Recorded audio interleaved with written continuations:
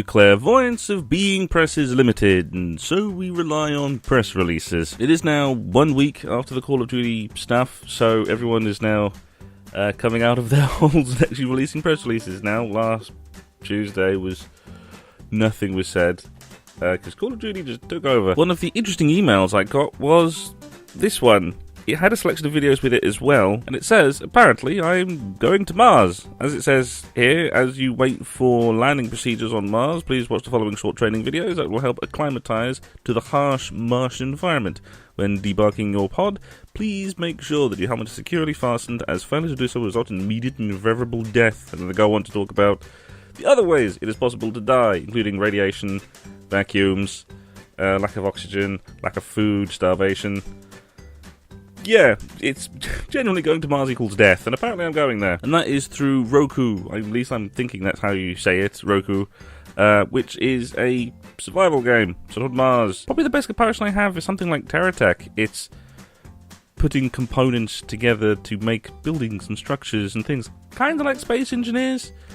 Yeah, so that seems interesting. And they're having a closed beta this weekend. Basically, the email just says that there is going to be a closed beta this weekend for media and probably YouTubers and probably other things, because it's going to be a closed beta in preparation, as they say here, for the game's launch on May 16th. So it comes out in 2 weeks' time. So if videos come out on Monday or streams happening over the weekend, you know why. And this one is about a game that I reviewed quite a while ago, Seasons After Fall. I reviewed it and thought it was great. And I even wrote a thing about the story, and some of the things about the story, which people seem to quite like. But this is about its console port. It is coming to PS4 and Xbox One on May 16th. It is already out on PC, that's why I reviewed it on. And if they keep the game as is for the PC port and actually transfer it over well, and basically maintain the game as is, it's probably going to be highly recommended. I'm not going to be reviewing the console port. I don't do console ports. Well, I don't really review console stuff. Don't have the consoles. Yeah, I thought it was great. So as long as I don't screw up the port, it's going to be fine. And this is a press release I did get via an email, but it's open in the browser and things like that, because it's a lot easier to read. The browser thing comes up very small, so it's a lot easier to read in this format. And it is for Space Hulk Deathwing. Just like Seasons After Fall, as it has the same publisher as well, Focus Home, it is coming to consoles. And I have reviewed this as well before, but this one came slightly less recommended, because it's much more multiplayer focused, much more co-op multiplayer focused, and the servers were crap. So, but with it coming out on consoles, the PC version is getting a big update. There's more stuff coming in, another class, more weapons. So it's about time I had another look at the game, because pretty much the only criticism I had for it was that the servers were shit when it first came out, and it's been a while. And through the big update, they may have fixed it.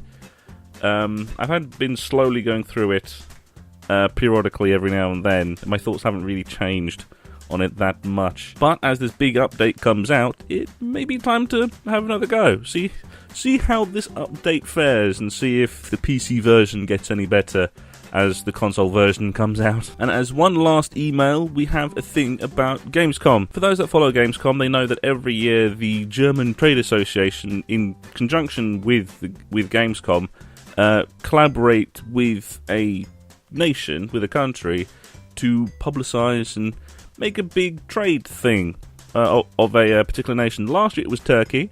I met quite a few Turkish developers. They were very nice people and had some very good games. There was one that I remember, which was a Turkish language VR horror game, shot in live action as well.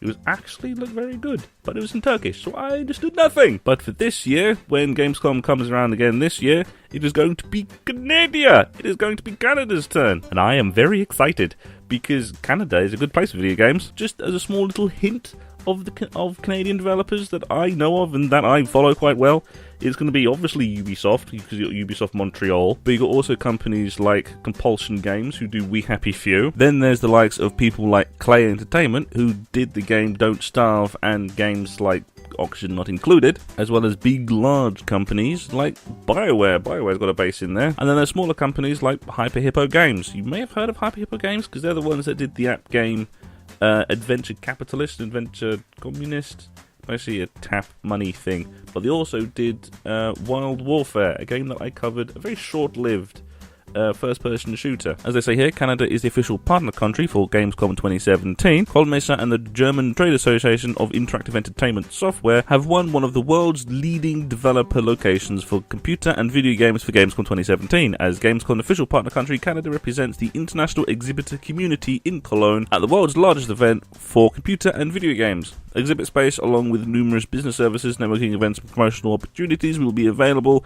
to Canadian companies under the umbrella of Canada's Trade Commissioner Service. Basically, as I said before, you have the Gamescom company itself, that being Kolmesa as well, combined with the German local authority and the German government, and the Canadian government and Canadian local authorities are going to make a big platform for Canadian developers and Canadian companies, Canadian games companies. Canada is one of the countries that has a quite large gaming industry. As the best example for the output of Canada and the terms of Canada as a games industry, they end in saying, in terms of total production, Canada's video gaming industry ranks third behind only the US and Japan, and according to the Entertainment Software Association of Canada, contributes over $3 billion annually to Canada's gross domestic product. Games account for over 36,500 jobs generated within the Canadian economy, and there are over 472 active studios in Canada, 143 of which are new since 2013. In 2015, Canada was the second most successful development location on the German games market, directly behind the USA. It is going to be fascinating seeing the Canadian companies there, and I already follow quite a few Canadian companies, and it's going to be very interesting actually if I manage to go to it. It's still not done deal as yet, but if I do go to it, it's going to be interesting talking to developers of games that I've reviewed, games that I have done videos for. If Compulsion Games are there, I am going to melt, because I adore We Happy Few. So it's going to be interesting seeing what's there. If I get there again, not a done deal. As yet, not a done deal. And from there are a few press releases that were released through Games Press. The first is about another national show, but this is the Brazil Game Show. Basically, the game event thing for Latin America. As I say here, the Brazil Game Show's 10th edition is going to be the biggest and the best one of the largest game show in Latin America. On October 11th to 15th at Expo Center Norte in Sao Paulo, video game fans, gamers, professionals and amateur players will be able to check hundreds of attractions related to the gaming universe, including incredible booths from the most important companies in the market, worldwide known brands, international guests with huge reputation in the industry, esports, championships and much more, which will be revealed in the following months. Basically, this is the big gaming event for Latin America. And surprisingly, I have actually talked about and talked to and reviewed some Mexican games. The most recent one is probably Rise and Shine. That is a game that is very good.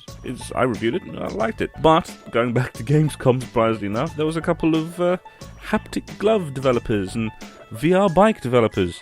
For technology developers that I talked to at Gamescom as well, who are also based in Mexico. So, Mexico has got, and Latin America at large as well, has a very, very interesting market, a very large market. And so it's very good having these nation events and having these sort of much more localized events, because things like Gamescom are quite good for Central Europe and that sort of area, and then you have things like EGX for the UK. Then on top of that you have the likes of E3, the Tokyo Game Show, and many others. This is just another one of those nation events, nation game shows, and yeah, it's good to publicize these things and say that yes, many countries make video games, including Mexico and Latin America. It's not just Europe, Japan and America. It's everyone makes video games. And this one is a short one, but it's one that I like. And it is the Okami Amaterasu life-size bust. And by bust, it means headstand, head thing, statuette, head thing, not...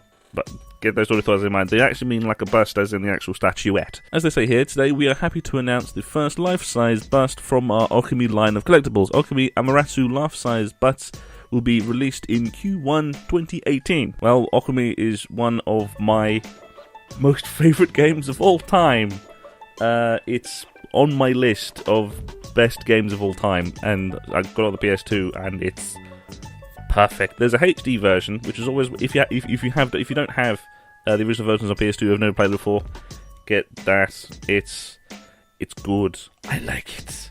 It's great. It's really long. It refuses to end at times, but it's fucking great. It's one of my most favourite games of all time. It's fantastic. I love it. Part of me is tempted and very interested because this looks kind of cool. And it's Okami. It's Ami.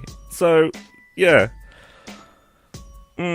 And as the last press release we're going to talk about today, this is about the Wargaming Grand Final Championships for World of Tanks. As they say here, Wargaming is excited to unveil further details about the upcoming and action-packed Grand Final 2017. With a $300,000 prize pool online, 12 of the globe's finest World of Tanks pro teams are set to put on a truly impressive show, complete with a variety of community activities, contests, and more. I've talked about this event before. It is the big esports World of Tanks Grand Final happening in Moscow in 2 weeks' time. The way that I know it's going to be in 2 weeks' time is because I am going to I'm going to watch it. Not in Moscow. I'm not going to Russia.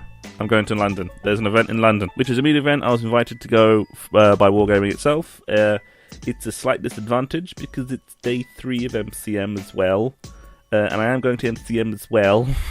So that is going to be a busy Sunday. That's going to be a very busy Sunday. We're going to be going from Docklands to to a barbecue. Yeah, so that's going to be a very that's going to be a busy day. Oh, I'm not going to be sleeping that day. And that is it for today. There were quite a few press releases released. Basically in 2 days. They waited until 7 days straight after the Call of Duty basically pointless event, and then released it exactly 7 days afterwards. And so the last 2 days has seen a big flurry of announcements and things. There's lots of other small things, like there's an update coming for Northgard, which looks great. There's a bunch of updates coming along for some of the other games coming. So these were the most pertinent press releases to talk about, but if there's anything I missed, I will pick it up on Tuesday. There's a reason why there's 2 episodes a week. And so, if you enjoyed the episode, please do consider subscribing and sharing the video around. It always helps. And I will see you on Tuesday for the next Press Rush.